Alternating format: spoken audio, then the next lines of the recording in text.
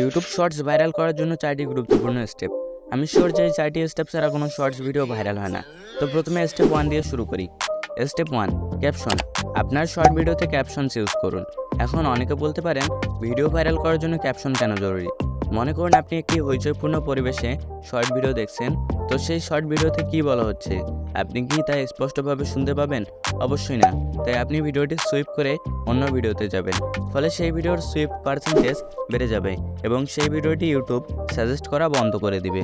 আবার সেই ভিডিওটি যদি ক্যাপশন ইউজ করা থাকে, তাহলে আপনি সেই ক্যাপশনটি পড়বেন এবং বুঝতে পারবেন যে সেই ভিডিওতে কি বলা হয়েছে। এর ফলে আপনি পুরো ভিডিওটি দেখবেন, ফলে ভিউ পার্সেন্টেজ বৃদ্ধি পাবে এবং ইউটিউব সেই ভিডিওকে আরও অডিয়েন্সের কাছে সাজেস্ট করবে এবং ভিডিওটি ভাইরাল হওয়ার সম্ভাবনা বেড়ে যাবে। তো আপনারা পারলে অবশ্যই ক্যাপশন ব্যবহার করবেন।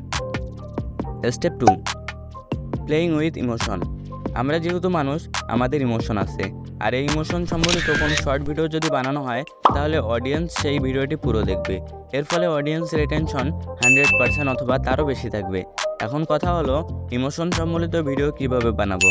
এক্ষেত্রে আপনারা ভিডিওর প্রথম দিকে হ্যাপি ইমোশন, ভিডিওর মাঝখানে একটু স্যাড টাইপ ইমোশন এবং ভিডিওর শেষে আবারও হ্যাপি ইমোশন ব্যবহার করে ভিডিওটি শেষ করবেন। এভাবে অডিয়েন্সকে ইমোশনের মাধ্যমে ভিডিওতে আটকিয়ে রাখবেন। Step 3, pattern interrupt. এটা বোঝার আগে প্রথমে এই দুটি ভিডিও 1 সেকেন্ডের জন্য দেখে নাও। এর কারণ আমি পরে বলছি। ভিডিওগুলো কেউ কি নোটিস করেছো?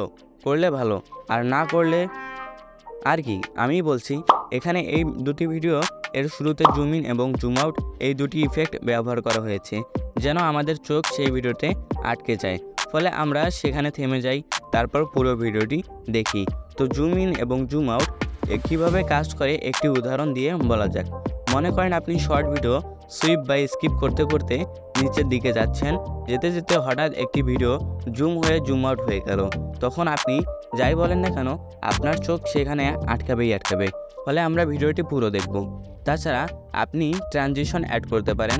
এই zoom out, zoom in effect, transition, CapCut এবং অন্যান্য ভিডিও এডিটিং অ্যাপ্লিকেশনে পেয়ে যাবেন। তাছাড়া কি ফ্রেম ব্যবহার করেও এরকম ইফেক্ট বানানো যায়। Step 4, 3 seconds rule, the most dangerous and important technique. 3 seconds rule বললাম মানে এই না যে আপনি 3 সেকেন্ডের একটি শর্ট ভিডিও বানিয়ে আপলোড দিবেন।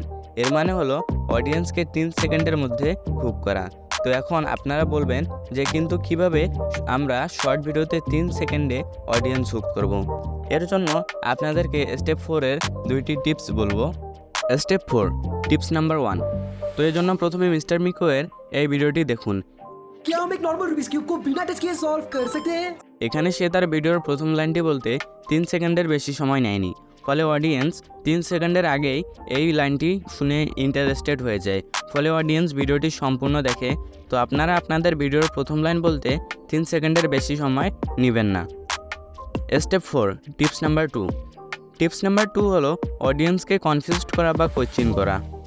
ভিডিওর শুরুতে 3 সেকেন্ডে অডিয়েন্সকে এমন কোনো প্রশ্ন করুন যাতে অডিয়েন্স কনফিউজড হয়ে যায় এবং সেই প্রশ্নের উত্তর জানার জন্য পুরো ভিডিওটি দেখে।